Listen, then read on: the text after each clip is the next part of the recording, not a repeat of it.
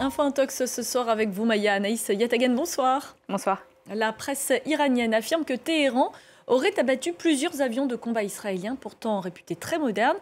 Qu'en est-il réellement ? Et oui, il s'agirait de ce type d'avion, c'est-à-dire des F-35I Hadir, dont dispose en effet l'armée israélienne dans son offensive contre l'Iran. Ce sont des avions de conception américaine qui sont réputés parmi les plus performants sur le marché actuellement parce qu'ils vont notamment jusqu'à 1700 km/h. Ils sont extrêmement furtifs, c'est-à-dire très difficiles à détecter. Sauf que, selon la presse proche du pouvoir iranien, l'Iran serait devenu le premier pays à justement avoir abattu l'un de ces avions F-35 5e génération. Il l'aurait même fait plusieurs fois. Il l'aurait fait 2 fois vendredi soir, ce qui aurait permis de capturer une pilote israélienne. Il l'aurait fait une fois le samedi et un 4e avion lundi dernier. Autant d'éléments qui viendraient contredire la supériorité aérienne totale dont se réclame Israël depuis le début du conflit. L'armée israélienne qui a pris la parole via son porte-parole pour dire que c'est totalement faux. Elle nie complètement ces allégations et en effet, il n'y a aucun élément factuel pour l'instant qui permette de confirmer de telles allégations. Alors pour démêler le vrai du faux, vous êtes parti voir s'il existait des images qui confirmeraient les affirmations iraniennes.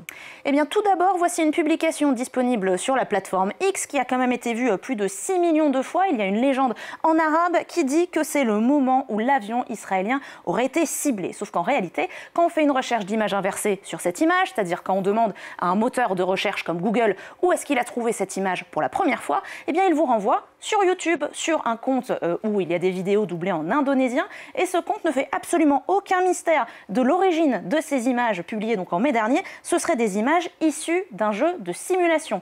Autre image extrêmement virale, notamment sur le compte qui s'appelle Gazana ou sur la plateforme X, c'est celle-ci, vous la voyez là, et elle a clairement été générée par intelligence artificielle. Alors comment vous en convaincre? Voici un montage de nos confrères de l'AFP où vous allez pouvoir voir les différents points qui nous permettent de l'affirmer. Le premier, c'est voici un véritable avion F-35. Voici donc l'image que je vous ai montrée il y a quelques secondes. Ça, c'est un vrai avion, on dirait plutôt ici un cloporte écrasé. Si vous regardez un peu plus en détail le cockpit, ici, c'est en relief, c'est un très beau cockpit, très accessible. Ici, on dirait plutôt un énorme toit ouvrant de voitures. Et enfin, vous remarquerez, c'est mon préféré, ici, il n'y a rien entre les réacteurs. Ici, il y a une sorte de plateforme qui très clairement prendrait feu en cas d'allumage des réacteurs. Ça marcherait beaucoup moins bien. Et puis, il y a d'autres détails qui sont des grands classiques des images dans le domaine de la défense générées par intelligence artificielle. C'est un énorme problème de mise à l'échelle. Quand vous regardez cette image, vous voyez qu'il y a une foule qui, comme de par hasard, n'aurait jamais sorti son téléphone portable pour prendre des images.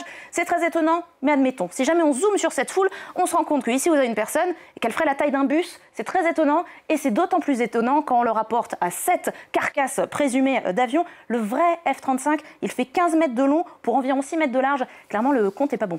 Donc si on comprend bien, l'Iran n'a pas abattu de F-35. Est-ce que le pays aurait seulement les capacités militaires pour le faire ?